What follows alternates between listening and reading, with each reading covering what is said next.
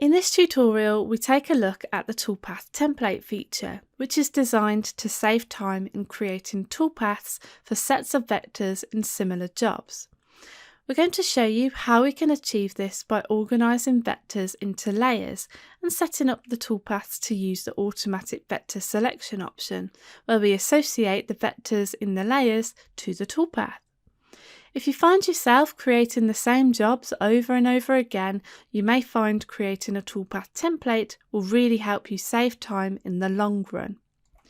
So let's go to File, Close, and then we'll go ahead and we'll open an existing file. So from the Nested Cabinet project folder, we're going to open the sample cabinet.crv file, press open, and we can see what that looks like here.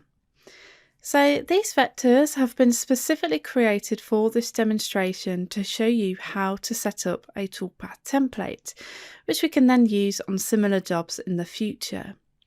Now, we don't have to use vectors like we have here that were originally created in a specialist cabinet design package.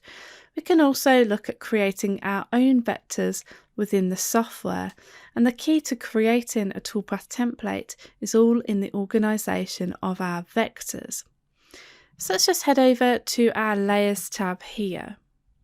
So you can see in our example we have quite a lot of layers here, and each of these layers have vectors relating to a certain type of toolpath. And the way that we want to organise our vectors is to group them by how we plan to cut them. And then we can look at using automatic vector selector options in the toolpath to select the certain types of vectors from a particular layer. And the layers that you can see on the screen have been imported along with the vectors in a DXF format from this cabinet maker's design package, where it's retained that layer information. And so any further cabinets that I decide to make in the future in this particular software, when I come to import them in, it will have the same layer information and the vectors relating to those layers. So when we come to utilise the toolpath template, it's going to look for the particular vectors that we specify on the particular layer that we've selected and then apply the toolpath to them, which in the long run will save us a lot of time. So let's take a look at the layers to see what we've got. So at the top here we can see that we have 3 lots of holes layers, and each one of these layers is going to have a different toolpath associated with it. For instance, all of the shelf holes are going to be cut using the drilling toolpath, cut into, let's say, 1/4 of an inch. And then the drawer holes, we're also going to be using the drilling toolpath, but they're on a separate layer because I may plan to cut them deeper or shallower than the shelf holes. Then we have 6 different dado layers, and again each one of these layers is going to have a different toolpath associated with it. Even though they might all have the same settings specified in the related toolpaths, it's actually handy to keep them organised separately in case one day we decide to change the cut settings to one of these dados, and then that just means that we don't have to manually edit the toolpaths for the other dados that have different cut depths, and so it makes sense to keep them all separate. Okay, and then we have the cutout layer at the bottom. So to take a look at the data that we have on a layer, we can take a look in our layers list, and you'll notice that there is a page with a square and a circle on the page. Now that square and circle is telling us that there is data on this particular layer. If we had no data on a layer, we'd be presented with a blank page. So looking at the hinge holes, if we double click on that page, you'll see that it actually highlights the vectors in the 2D view. So we've got 2 holes here, 2 holes here, 2 holes there, and 2 holes there. And again, for the shelf holes, if we double click there, you can see it's highlighted all of those circles like so. And another way is if we right click on this icon here, we can use this option to select layer vectors, and we can see this vector has been selected along with this one, and this one. And then another way is just by right clicking on the actual name of the layer and say select layer vectors, in which case you can see these vectors are now highlighted and are selected. So there's lots of different ways to select vectors on the layers. So now what we're going to do is we're going to look at sizing up the vectors to decide what type of toolpath we're going to be applying to them. For example, let's just select this vector over here. Now when you've got an object selected, at the bottom of your 2D view, you'll be displayed information about that particular vector. So here we're displayed the width and the height for that vector. We're also told what layer this vector belongs to. So we can see that that is on the bottom blind dado layer. It has a height of 23 inches and it has a width of 0.625. Now I'd like to use a 3/8 inch end mill to machine this out. We know that the width of the vector isn't more than twice the diameter of the 3/8 inch tool that we plan to use. So we could look at using a profile toolpath to cut this on the inside, and this would be much quicker and more efficient for me to use a profile pass on the inside of the vector than if I was to pocket all of this. So let's select this vector over here. So this is the larger dado, and again if we take a look at the bottom, we can see that that is on the back bottom dado layer. We have a width of 14 3/4 and a height of 0.782. And so in this case we'd look at using a pocket toolpath on this, as the height is more than double the diameter of the tool that we plan to use, and this really is more for efficiency from a machining point of view. And so I've gone around and I've checked all of the vectors on all of the layers, and we've ordered the layers for organisation, where the top 3 dado layers will be using a profile toolpath, and then the bottom 3 dado layers will be looking at using a pocketing toolpath. Okay, so we've pretty much set up here in terms of the 2D and in terms of our layers. So now let's switch over to the Toolpaths tab to look at setting up the toolpaths for this part. So we're going to use this icon here to switch over to our Toolpaths commands.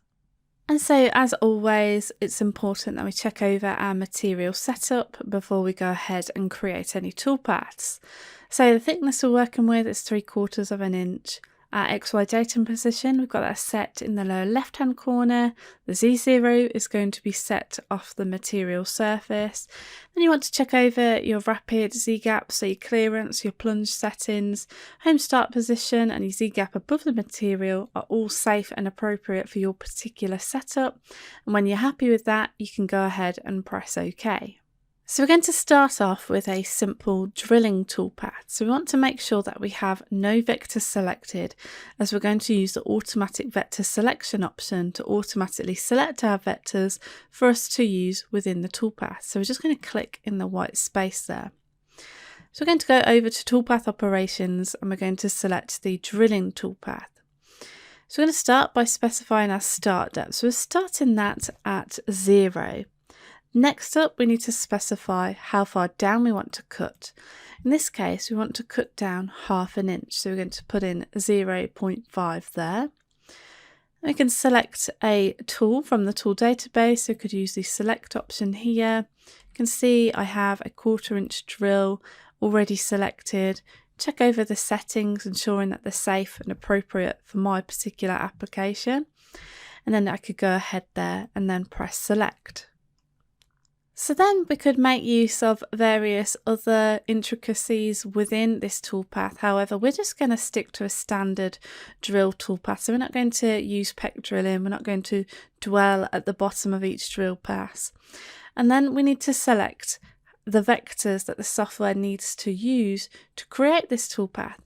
So at the bottom here, you'll see we have vector selections currently set to manual.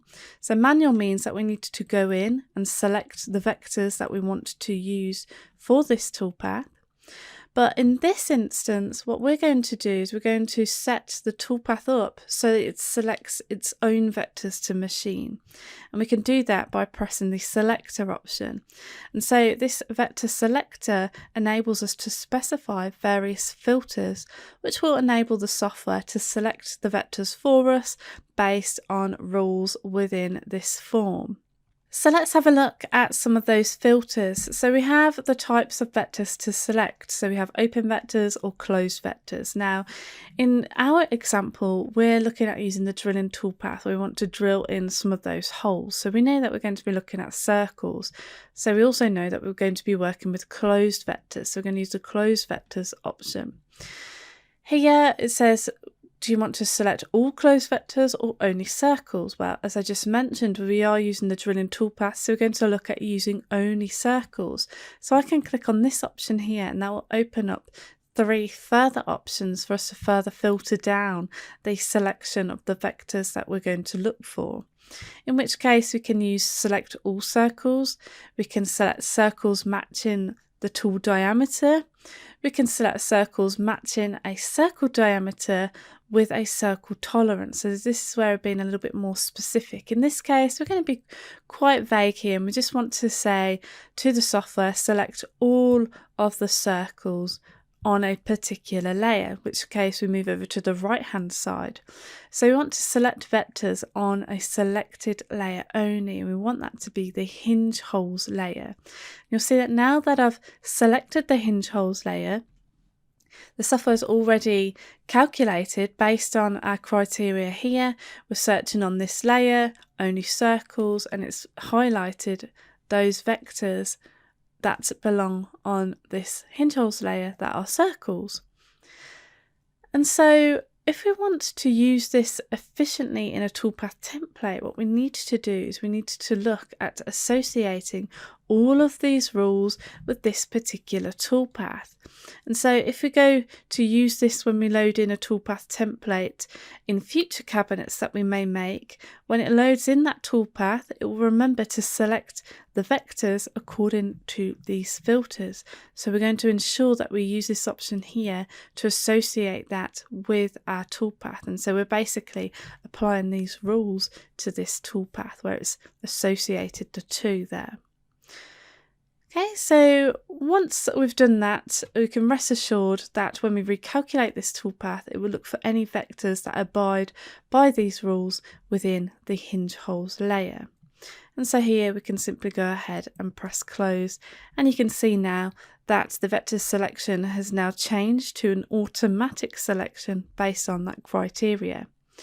So then we can give the toolpath a name. So we're going to give this toolpath name the same as the layer name. So we're going to call this one drill. And then if we go to our layers bar at the top here, what we can do is we could go into the hinge holes layer, select that, right click on the name, and we're just going to copy that name, and we're going to right click and paste that in there. So we've got drill hinge holes, and then we could go ahead there and press calculate, and then the software will automatically open up that preview toolpaths form. And so we can go ahead now and then preview that toolpath, and we can see the result of that there. So you can see those hinge holes in place. Right then, so let's just close out of the preview toolpaths form. We're actually going to tile our windows horizontally. So we've got the 2D view at the top, 3D view at the bottom, and then we're going to move on to the next set of holes. So here we're going to click into the white space, so we have nothing selected. We're going to go into the drilling toolpath. I'm going to go the exact same settings, so cut depth of 1/2 inch, drill in with that 1/4 inch tool, and then we need to go into the vector selection option where we're going to use the selector option to have the software choose our vectors automatically based on the criteria that we've got in here. So here again, we're going to go with closed vectors, only circles, select all the circles. Now this time we're not going to have the hinge holes layer, we're going to choose the shelf holes layer, and you'll see again that that has updated in the 2D view, so we can see those vectors highlighted there. And then we want to associate these rules with this particular toolpath. So we're going to use this option here to associate with the toolpath, and then we can close out. And then into our layers bar, what we want to do is we want to take that shelf holes layer, right click, rename that, right click, we want to copy that, and then in here we're just going to Control and V to paste that in. So we've got the drill shelf holes, and then we could simply go ahead there and then press calculate. We can see that, and if we preview that, we can see what that looks like. So that's great. So we can close out there. And again, let's just click into the white space, and then we'll do the last drill toolpath here. So we'll go back into the drilling toolpath. Again, the same settings, into the selector, close vectors, only circles, select all the circles on the draw holes layer. And again, we can see we've got those vectors selected there in the 2D view based on the criteria we've selected here. So we must associate these rules with this toolpath. So we'll use the associate with toolpath option, close out, then over into our layers bar. We're just going to right click, we're going to rename the draw holes, right click, copy that, then over here, Control V, paste that in, drill draw holes, calculate that, and then we can preview that. And there we have all of the holes created there. So let's just put that back in Z, and then we'll just close out here. Okay, so now that we've created the holes toolpaths, we can now move on to the dados. Now, as I said, the first lot of dados will be created with the profile toolpath using the 3/8" end mill. So let's just click into the white space so we have no vectors selected, and we're going to go over into the profile toolpath. So here we're going to specify a start depth of 0.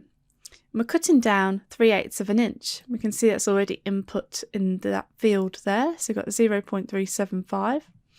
Then we specify the tool, in which case we're going to use a 3/8" end mill. Again, I can see that specified. Machining the vectors, do we machine them on the outside, the inside, or on? Now, in our case, we're going to machine inside of those dados. And then moving on down to the bottom of the form, we need to select the selector option to have the software select the vectors for us based on the information that we input within the vector selector form. So in this case, we're no longer working with circles, but we are still working with closed vectors. So we're going to use the all closed vectors option here. And then the selected layers, we're going to uncheck the draw holes, and we're going to switch on the bottom blind dados. So here we can see that those two vectors have been selected. And then we must make sure that we associate these rules with this toolpath by using this option here to associate with the toolpath. And then we can close out, and then over into our layers bar, right click on bottom blind dado, rename that, right click, copy, and we're just going to paste that in there. And we're just copying the name for our own benefit so that we know what area we are cutting. And then we could go ahead there and then press calculate, and we can preview that toolpath. So that's what that looks like.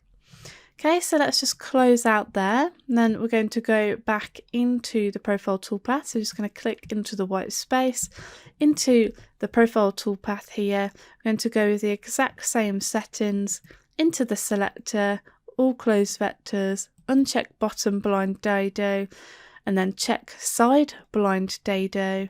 Associate that with this toolpath, close out, and then over here we're going to right click on the side blind dado, right click, and then we're just going to copy that. You can see those vectors have been selected from the vector selector that we just used. Okay, profile side blind dado, and then we can simply calculate that. And then we can preview that to see how that looks. It's looking good. And then we can close out. And then we're going to click into the white space. We're going to run our last profile toolpath now. So back into the profile toolpath, exactly the same settings, into the selector. We're going to uncheck the side blind dado, and we're going to check the top blind dado. We're going to associate that with the toolpath. We can see it's those two vectors there. and then we can simply close out, over into our layers bar, right click, rename, right click, and we're just going to copy that, and then we're going to go over into our name, Control and V on the keyboard. We're going to calculate that, and then we could go there and preview that. Okay, so there we have all of our dados that make use of the profile toolpath. So we've got the bottom blind dado, the side blind dado, and the top blind dado. So now we can start to look at the dados that require the pocket toolpath. As you'll remember, the width of those dados were more than twice the diameter of the 3/8 inch tool. So let's just close out here. We're going to click into the white space. We're going to go into the pocket toolpath. So here we're going to have a start depth of 0, and we're going to cut down 3/8 of an inch. So we'll put in 0.375 there. The tool we're going to use is going to be a 3/8 inch tool. So we're going to select the 1/8 inch tool, we're going to remove it, and then we're going to use the select option to open up the tool database. We're going to select that 3/8 inch tool like so. And then what we can do is we can choose to then offset that, or we can raster it. Now we're going to do this in a raster strategy where we're going to set the raster angle to 0 degrees. So it goes from left to right, as all of these dados are horizontally placed, so it makes sense to follow that angle at 0 degrees. In which case we're also going to add in a profile pass. We're going to set that to last, and then we can go into the selector, whereby we're going to use the closed vectors, all closed vectors on the back bottom dado layer, and if we just move that, we can see that one there is selected. And then we want to associate all of these rules with this toolpath. So we're going to associate that with the toolpath, close out, and then we're going to go into our layers list. We're going to take the back bottom dado layer. We're going to left click on that, and then we're going to right click on that to rename it, and then right click to copy that.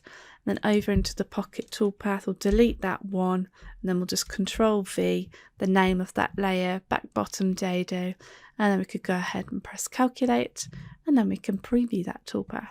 Perfect, so you can see what that looks like there. So let's close out, then we'll go into our second pocket toolpath. So let's just click into the white space here just to deselect any vectors there. Then we'll go into the pocket toolpath.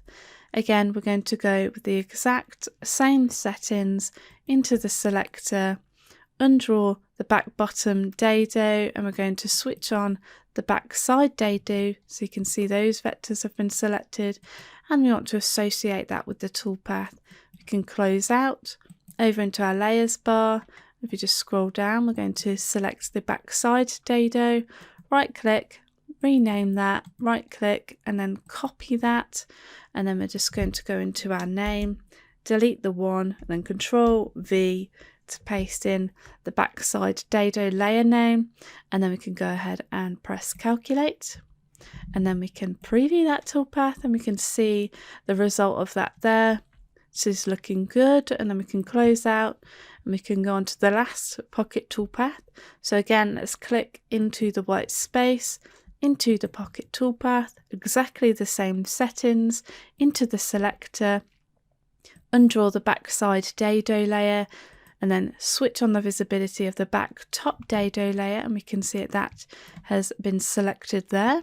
And we want to associate that with the toolpath, so we're going to close out here, and then we're going to go to our name, our layers name here. We're going to click on the back top dado, right click, rename that layer, right click, copy that layer, and then we're just going to delete the one, and then right click, and then paste in that name. So it's pocket back top dado, press calculate, and then we can preview that toolpath, and we can see what it looks like there. Now, this may seem like a lot of work that we're doing here, but it will pay off, as all we have to do is create this set of toolpaths once, save out the toolpath template, and then when we import the vectors that were created from our design package, we simply apply our toolpath template, recalculate the toolpaths to the layers that we've imported, and so it will make life a lot simpler and faster in the long run. It just takes a little bit of time in the initial setup. So now we're going to look at the last toolpath, and that is cutting all of our parts out. So we're just going to close out here. I'm going to click into the white space, and then we're going to go over into the profile toolpath. So we've got a start depth of 0, and we're cutting all the way through the material. So we're going to go in at 3/4 of an inch. We're going to use the 3/8 inch tool here, where we're going to machine the vectors on the outside. And then we move on down to the vector selection. We're going to go into the selector here, and here we're going to specify that we want all of our closed vectors. So we're still choosing only closed vectors here, and this is beneficial as you can ensure that you are only cutting on the outside of a closed vector, whereas if they are open, depending on their start and end positions, determines which side of the vector is outside and inside. So all closed vectors here, the cut layer, okay, so you can see that all of those vectors are selected there, and we want to associate that with the toolpath. So we can simply go ahead and press close, and then again we can see this one's called cut, so we can just come in here and we can just type that in. So profile cut, and then calculate that, and then we can simply go ahead there and preview it. Okay then, so we could now go ahead and save out all of our toolpaths to run them on the machine, but the whole purpose of creating our toolpaths using this method of association with specific vectors and layers was to make use of the toolpath template feature. And this layout is handy if we wanted to cut multiples of this design, where we could use the nesting feature to nest all the parts onto numerous sheets. And as we've associated particular vectors from each layer to each of the toolpaths, all we would have to do is recalculate the toolpaths, which would create a set of toolpaths laid out over multiple sheets where we use the sheet space efficiently. And so to learn more about nesting, there is a dedicated tutorial that teaches you all about how to nest parts, and you can find that video in the related videos section for this tutorial in the tutorial browser. So now we can look at creating a toolpath template. Now that we have all of the toolpaths and they're all associated with vectors on particular layers, we could look at saving it out as a toolpath template. So we could save each individual toolpath in its own template if we wanted to, or we could look at switching on all of our toolpaths. So we're going to use the check option here so that all of our toolpaths are visible, and you could look at saving all of the toolpaths as one big template file. And in the future, when you come to use it, even if the corresponding layers for particular toolpaths don't exist, there's no need to worry, as the software will just go on to creating the next available toolpaths for you. So in this case, we're going to look at saving all of the toolpaths to one file. So we're going to use this option here to save all visible toolpaths as a template, and in the project folder we're just going to call this one sample cabinet toolpath template, and then press save. And then we'll go ahead and we'll save this file, and we're going to look at opening a new file where we will import vectors that have been created in a cabinet maker's software to demonstrate how we would apply the toolpath template to future jobs. So let's go to File, Save As, and in the project folder we're actually going to call this one Sample Cabinet Toolpaths. Then we'll just press save, and you can access that from the project folder, and then we'll go to File and Close. So we're going to look at opening a new file where we'll import vectors that have been created in a cabinet maker's software to demonstrate how we would apply the toolpath template to future jobs. And so we're going to demonstrate how we'd go about creating a new file with all of the exported vectors that we've created in a cabinet design software. Now, some cabinet packages may have the option to export the vectors as DXF files, and others may export each individual vector as a DXF. And so we may end up with a lot of DXF files to import into Vectric software, where it may not be done on a per layer basis. So let me show you. If we go to open an existing file, and if we take a look in the cabinet design files folder, you'll see that we're displayed with a lot of individual DXF files, and they're still using the same layers that we created our toolpath template with. And so we're going to look at taking advantage of one of the gadgets that comes with the software to process them all into our Vectric product. And so gadgets are little programs or routines that automate certain processes, and you can find out more about different gadgets that are available for your software at gadgets.vectric.com.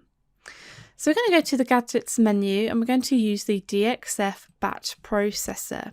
And this is going to create our job and import all of the DXF files that we specify from within this directory. So you can use the choose option, whereby we're going to choose the cabinet design files folder from within the nested cabinets files folder. We're going to go ahead and then press OK. Now you can check to process subdirectories too, but I don't believe that there are any here, so we'll just leave that checked anyway. And then if we go to our layout control, we can choose the number of drawings in a row, the gap between drawings in X, and the gap between the rows in Y.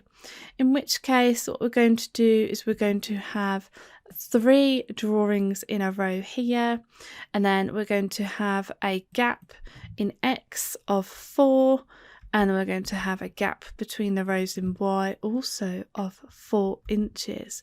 And this is just to determine the space between each of those vectors.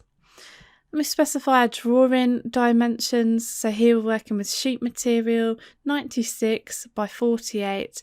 The material thickness we're working with is 3/4 of an inch.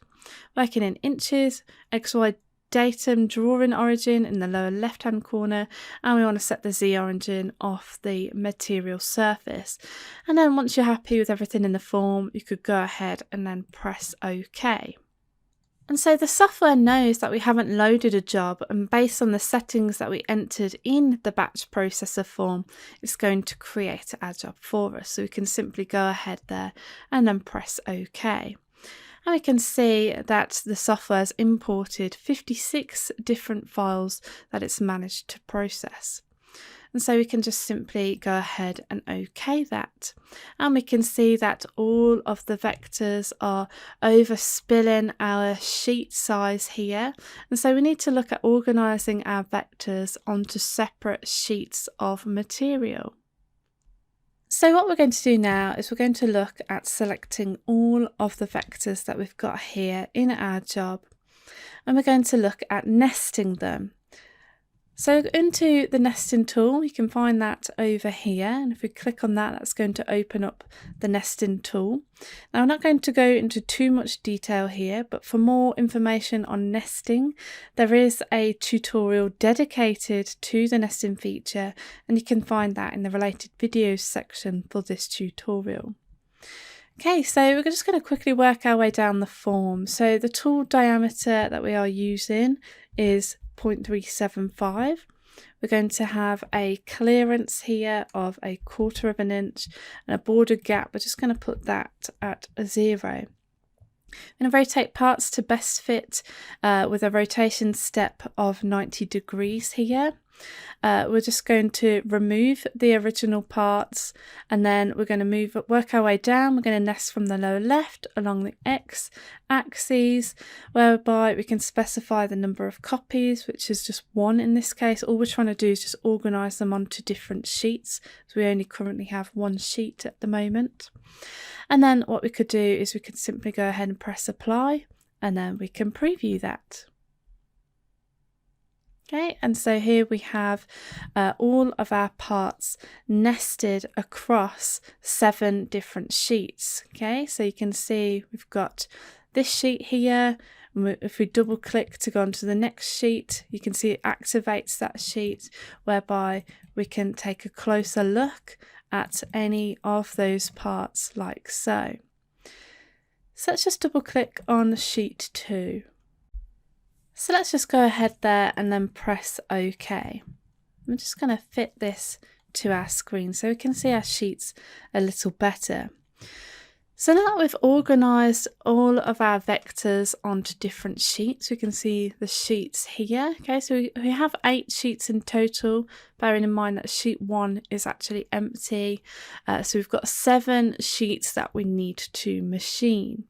And so we can now go and open up the Toolpath tab. So just going to leave our drawing tab open, as I'd like to leave our layers bar open as well. I'm just going to click on the Toolpath tab and we're just going to pin that out like so. So both the Toolpath tab and the Design tab, or the Layers tab in particular, is still pinned out so we can see both of those different views. So let's take a look at our layers. So here we can see all the layers that we were working with in the previous file, with a few extra layers, and looking at the icons I can see that we have no data on layer 1 and no data on the 0 layer. So we can just right click, use the option to delete empty layers, and that'll just delete any layers that have no data on them. So now we can start to think about loading our Toolpath template. So to do that, we can come over here to load a Toolpath template, and then from the project folder, we're going to open up that sample cabinet Toolpath template file that we saved earlier, and then we could simply go ahead there and then press OK. Now the software is asking us if we want to apply this template to all of the sheets, which in this case would be very handy to have the software automate this process for us. So we're going to press yes here.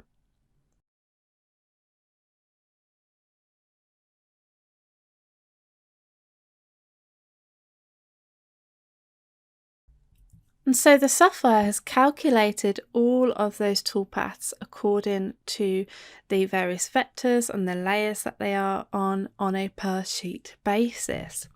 So you can see at the moment we are currently looking at sheet 2. And so we displayed the toolpath for sheet 2 here, and it's just all we can see is the profile cut. So that's the only vectors that belong on this sheet are cutout toolpaths. So if we just undraw the visibility of that sheet there, and then let's just say we look at sheet 1, for instance, and we have nothing on that sheet, so we don't really need to see that there. So we could go to sheet 3, and then if we take a look and switch on the visibility of all the toolpaths there, you can see we've got lots of different toolpaths here. And if we zoom in, we can see it's basically calculated that for us for this sheet here. If we wanted to, we could look at all of our sheets and we can see all of the toolpaths per sheet and what different toolpaths we have belonging to each one of those sheets, which is super handy. And then at this stage, you can then go ahead and save out your toolpaths on a per sheet basis. And so you can see that by taking the time to create the toolpaths and associating them via their layers, we've actually really managed to save a lot of time when creating toolpaths for sets of vectors in similar jobs like we have here, whereby we can just simply import the original toolpath template and apply it to all of the sheets that have been created by the nesting feature. So then we can simply go over to File, Save As, and in the project folder we'll just call this one DXF Batch Layout.crv, press save, and you can access that project from there.